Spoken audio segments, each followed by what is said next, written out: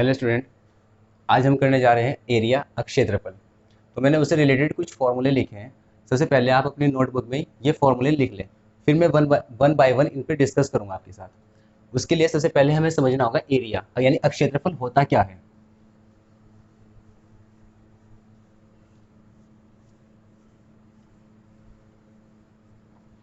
देखिए, क्षेत्रफल होता क्या है। अगर मैं किसी प्लेस को चारों तरफ से क्लोज्ड कर दूं,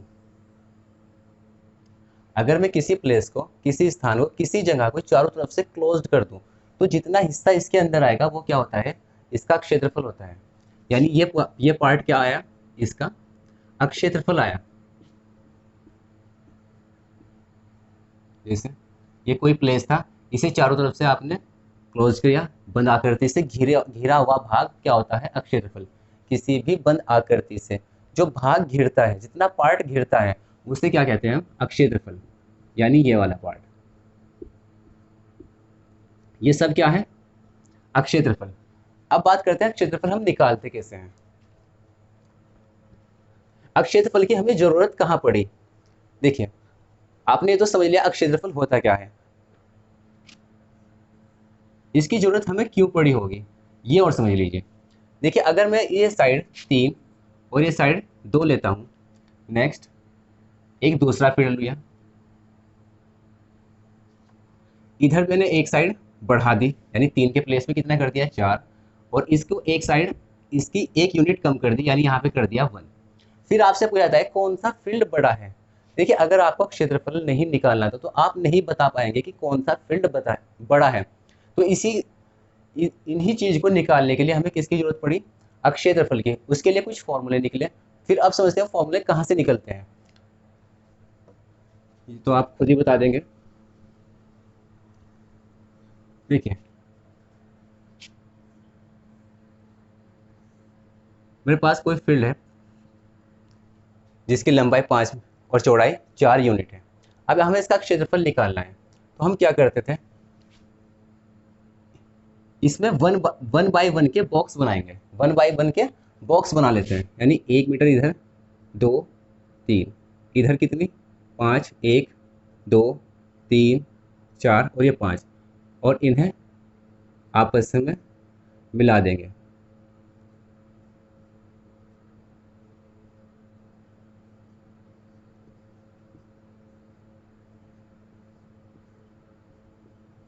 तो जितने भी बॉक्स बनते थे, इसके बेसिस पे हम उसका एरिया काउंट करते थे। तो इसमें कितने बॉक्स बने, 20, यानी इसका एरिया हो गया 20 यूनिट स्क्वायर। ठीक है। दूसरा,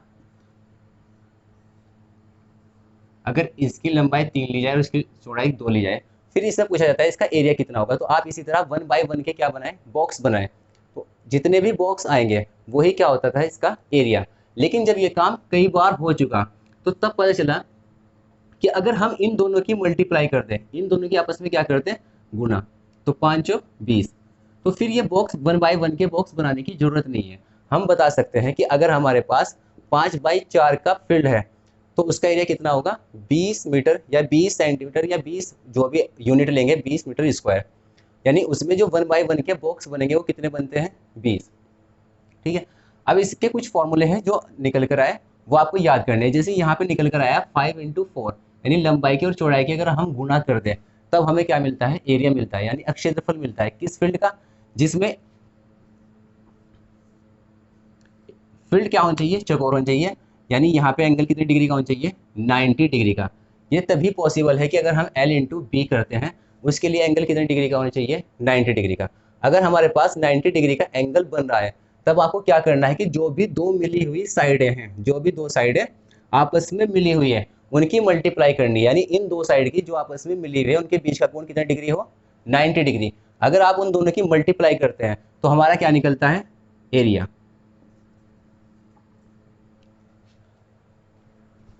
आपको याद रखना है कि product of two adjacent side area निकालने के लिए। ठीक है। सबसे पहले हमारे पास फॉर्मूला आता है आयत, रेक्टेंगल।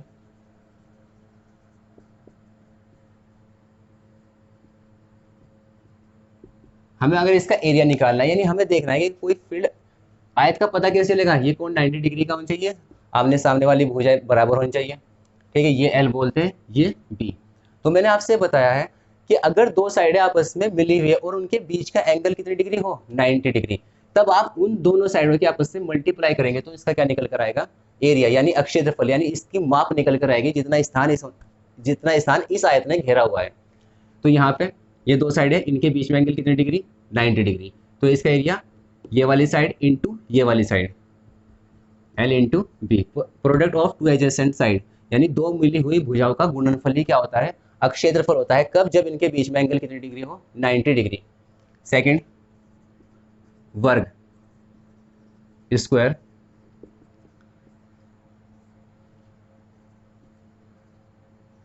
इसमें चारों साइडें क्या होती हैं, इक्वल, इसका क्षेत्रफल निकालना है। अगर हमें क्षेत्रफल निकालना है तो मैंने आपसे बताया कि आप दो भुजाएं देखिए, उनके बीच में अगर 90 डिग्री का एंगल है तो उन दोनों के आपस में क्या कर दीजिए, मल्टीप्लाई। तो हमने देखा कि स्क्वायर में जो एंगल होता है यहाँ पे कितने डिग्री का होता है, वो 90 डिग्री का। अब अगर हमें इसका एरिया निकालना है तो इन दो साइडों के आपस में क्या कर दीजिए, मल्टीप्लाई, यानी ए इंटू ए स्क्वायर या साइड स्क्वायर, ठीक है। थर्ड, समकोण त्रिभुज, राइट एंगल ट्राइंगल। देखिए अगर मैं इसी का हाफ कर दूं तो ये जो इसमें दो त्रिभुज बने, एक ऊपर और एक नीचे, दोनों ही क्या बने, समकोण त्रिभुज, यानी वो त्रिभुज जिसमें एक कोण कितने डिग्री का हो, 90 डिग्री का,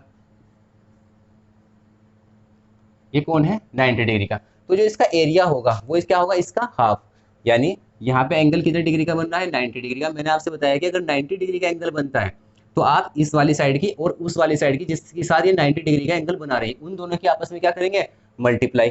लेकिन यहाँ पे ये पूरा पार्ट ना होके क्या हो रहा है, हाफ हो रहा है, तो आप पहले हाफ लिख दें और फिर एल इंटू बी। लेकिन हम ट्राइंगल में हम बुक के अकॉर्डिंग इस फॉर्मूले को याद करते हैं, इसे बोलते हैं बेस और इसे बोलते हैं हाइट या परपेंडिकुलर। तो 1/2 बेस इंटू हाइट। अगर हमें एरिया निकालना है किसका, राइट एंगल ट्राइंगल का, यानी समकोण त्रिभुज का क्षेत्रफल 1/2 आधार गुणा ऊंचाई। फोर्थ, समांतर चतुर्भुज, पैरेललोग्राम।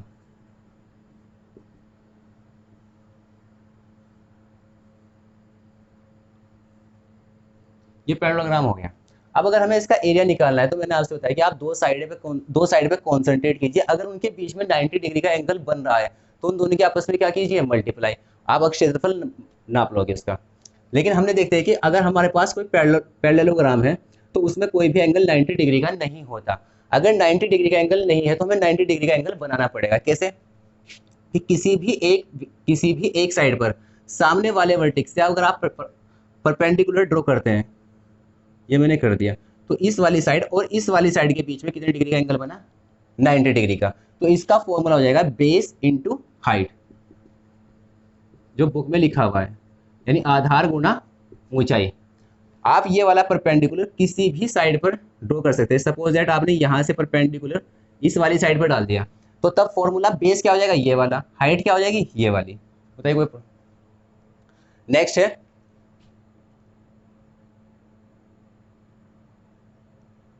एक ले लीजिए समचतुर्भुज, यानी रोम्बस। तो मैं ऊपर से रफ कर देता हूं, थोड़ा और समझ में आ जाएगा।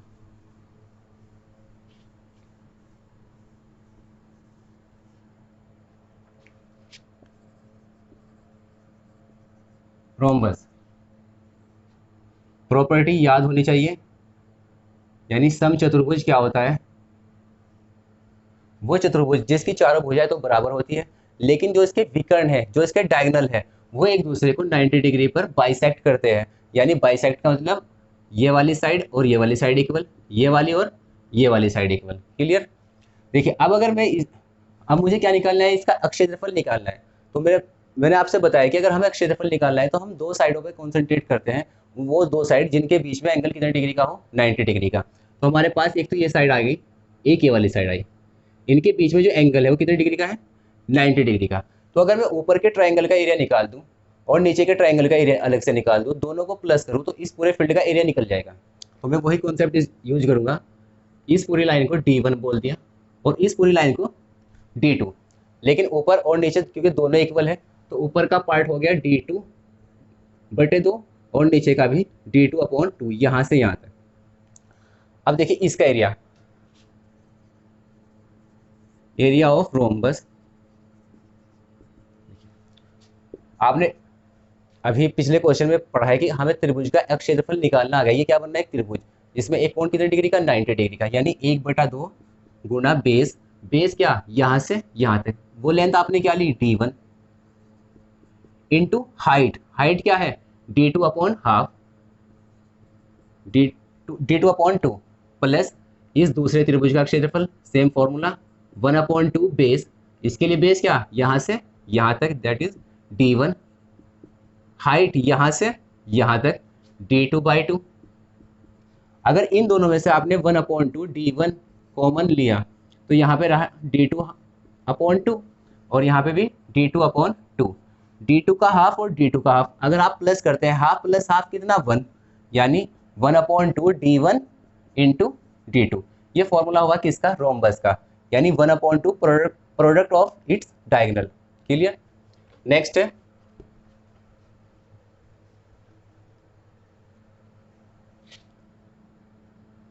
समबाहु त्रिभुज,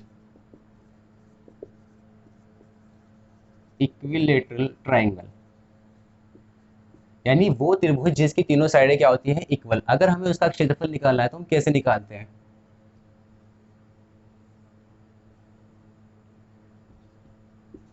तो कोई जरूरत नहीं है।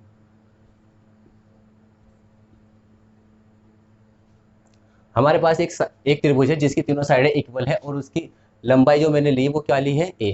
अब मुझे इसका फॉर्मूला बताना है अक्षेत्रफल का। तो मैंने आपसे बताया कि जब भी आप अक्षेत्रफल का फॉर्मूला निकालते हैं तो आप कॉन्सेंट्रेट कीजिए दो साइड पर जिनके बीच में 90 डिग्री का एंगल बन रहा है। अगर 90 डिग्री का एंगल नहीं भी बन रहा है तो हम कोशिश करते हैं कि शायद कहीं से 90 डिग्री का एंगल बन जाए, और जिन दो साइडों के बीच में 90 डिग्री का एंगल बनता है उनकी आपस में अगर हम मल्टीप्लाई करते हैं तो उस फिगर का अक्षेत्रफल निकल जाता है। अगर त्रिभुज है तो हाफ, और अगर क्वाड्रिलेटर है यानी चतुर्भुज है तो दोनों साइड की मल्टीप्लाई क्या होती है, उस फील्ड का अक्षेत्रफल। तो देखिए यहाँ पे त्रिभुज है, इनके बीच में 60 डिग्री 60 डिग्री 60 डिग्री एंगल होता है, 90 डिग्री एंगल नहीं है। तो हम ये देखते हैं कि हम 90 डिग्री का एंगल इस पर ड्रॉ कर सकते हैं, नहीं कर सकते, बिल्कुल कर सकते हैं। कैसे, अगर मैं इस वाली वर्टेक्स से सामने वाली भुजा पर 90 डिग्री का एंगल बनाता हूँ तो समबाहु त्रिभुज की प्रॉपर्टी होती है कि वो सामने वाली भुजा को बाइसेक्ट करता है, यानी यहाँ से यहाँ तक और यहाँ से यहाँ तक दोनों क्या हो गई, इक्वल हो गई। तो हम यहाँ से यहाँ तक कितनी हुई a/2, यहाँ से यहाँ तक भी a/2, क्योंकि पूरी कितनी थी ये a। अगर हमने यहाँ से इस पर परपेंडिकुलर किया ड्रॉ तो ये वाला पॉइंट b और c का क्या होता है, मिड पॉइंट होता है, यानी हाफ इधर रह गई और हाफ इधर हो गई। क्लियर। अब इसका क्षेत्रफल आप आराम से निकाल सकते हैं, area of equilateral triangle is equals to 1/2 base, base कौन सा, ये वाला यहाँ से यहाँ तक, बेस क्या है हमारे पास a, इंटू हाइट, हाइट यहाँ से यहाँ तक। अब इस हाइट का आपको नहीं पता, लेकिन ये आप जानते हैं कि कौन सा ट्राइंगल बन रहा है, राइट एंगल ट्राइंगल बन रहा है, क्योंकि एंगल कितने डिग्री का, 90 डिग्री का। अगर राइट एंगल ट्राइंगल बनता है तो ये होता है हाइपोटेनियस, ये बेस और ये परपेंडिकुलर। परपेंडिकुलर आपको निकालना है तो इसका पाइथागोरस थ्योरम से फॉर्मूला निकलता है, perpendicular is equals to hypotenuse square यानी a square minus base square, base क्या है a/2, a/2 का स्क्वायर यानी a स्क्वायर और 2 का स्क्वायर कितना 4, 1/2 a इंटू 4 1 जा 4 माइनस 1 यानी 3a²/4। थोड़ा सा और सोल्व कर लीजिए, 4 स्क्वायर रूट में से बाहर कितना निकलेगा 2, 2 पहले से ही 2 2 जा 4, अंदर कितना रहा इस पर √3, और a स्क्वायर में से a बाहर आ गया, एक a पहले से ही है तो a इंटू a स्क्वायर। तो किसका फॉर्मूला हुआ, एरिया का। तो देखिए अगर आप फॉर्मूले इस तरीके से याद करते हैं तो ये आप फॉर्मूले आपकी जिंदगी भर याद रहेंगे। तरीका क्या है कि आपको दो साइडें ढूंढनी है, उनके बीच में एंगल कितने डिग्री का होना चाहिए, 90 डिग्री का, उन दोनों का मल्टीप्लीकेशन ही क्या होता है, अक्षेत्रफल। Thank you for watching.